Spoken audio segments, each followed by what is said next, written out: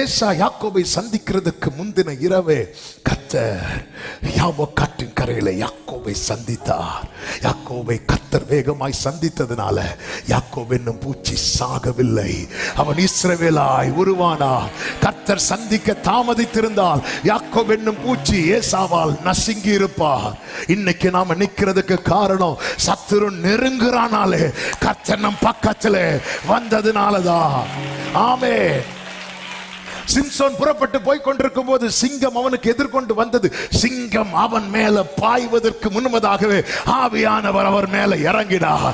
ஆவியானவர் இறங்க தாமதித்திருந்தால் சிங்கம் சிம்சோனை கிழித்திருக்கும். ஆவியானவர் வேகமா இறங்கினதுனால சிம்சோன் சிங்கத்தை ஒரு ஆட்டை போல கிழித்து போட்டான். இதுதான் அவருடைய வேகம்.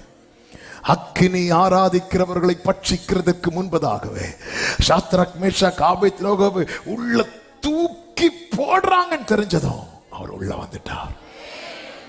அவருடைய வேகம் எத்தனை மரணத்துக்கும் எனக்கும் ஒரு அடி தூரம் மாத்திரம். உங்க வாழ்க்கையை திரும்பி பாருங்க. மரணத்துக்கும் எனக்கும் ஒரு அடி தூரம் மாத்திரம். இப்படிப்பட்ட நிலையில யாராவது இங்க இருக்கிறீங்களா? கைகளை உயர்த்தி என் வாழ்க்கையில நீர் காண்பித்த வேகத்துக்காக ஸ்தோத்திரம் சொல்லுங்க. என் வாழ்க்கையில நீர் காண்பிச்ச come on church worship him, worship him. அவர் ஆபிரகாம்கிட்ட மட்டுமல்ல, ஈசாக்கிட்ட மட்டுமல்ல, யாக்கோபிட்ட மட்டுமல்ல, சிம்சோன்கிட்ட மட்டுமல்ல, சாத்ராக் மேஷாக் ஆபேத்நேகோட்ட மட்டுமல்ல, உங்க வாழ்க்கையிலும் அவர் அந்த வேகத்தை காட்டினதுனாலதான் இன்னைக்கு நீங்க ஜீவனோடு நிற்கிறீர்கள். எத்தனை பேர் ஆமென் சொல்லுவீங்க?